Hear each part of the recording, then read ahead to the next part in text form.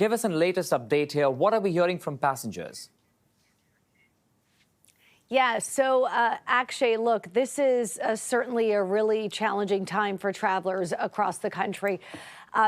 So in terms of the dispute between WestJet and their aircraft mechanical engineers, it was resolved in the early hours of Monday morning, but the ripple effect will last for days.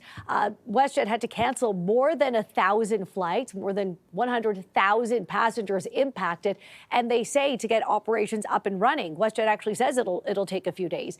In the meantime, when we take a look at, these passengers who have been deeply impacted, certainly not only during what is the first official long weekend of summer, but for families with small children, it's the beginning of summer vacation. For these families, I mean, people have been trying to get a hold of WestJet customer service. We have heard stories of people waiting on the phone, several hours. I feel for them. As a journalist, throughout the weekend, WestJet Media Relations did not respond to any of my correspondence, emails, phone calls, text messages. So certainly it's a challenge for everyone trying to get information at this time.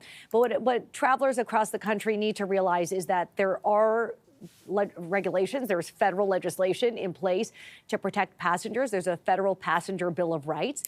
So that's something that travelers should look to in terms of some kind of guidance to help them with refunds and some kind of reimbursement. But not everyone will be eligible.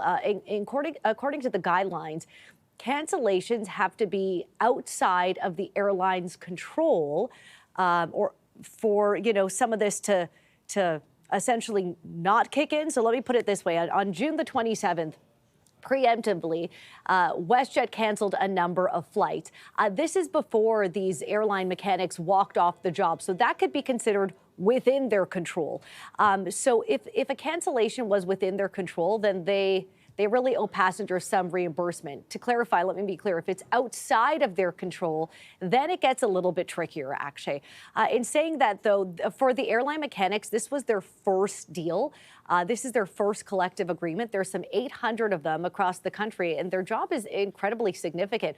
What they do is keep planes safe. These airline mechanical engineers have to actually sign off before a pilot can take over a plane. So you could see why WestJet had to ground some 150 of their 180 plane fleet over these last few days, and the impact it had on travelers right across the country. Indeed, we're also learning this, Cristina, that several of these aircrafts are actually stuck on airports across the country, so it'll take time for those aircrafts to be up in the air and WestJet to resume full operation. So I'm curious, while you tried to reach the airlines over the Canada Day-long weekend and you got no response, as of this morning, is WestJet saying anything? How soon will they be fully operational? Yeah, so actually, they say it'll take a couple of days. I'll share with you actually the latest of what they say. They say they have parked 13, they're parked at 13 airports across the country, their aircraft, 8 of which do not have crews back. So the crews need to go to those airports to get back on track. They have to recover these stranded crews across their network, and they say that'll be an immediate priority. Then they have to check some of this parked aircraft. It has to go through all sorts of safety checks. Not only that, it's a matter of scheduling as well, in terms of getting things back on track in terms of their operations. WestJet says on average, 1,600 crew members are required to execute their operations each day.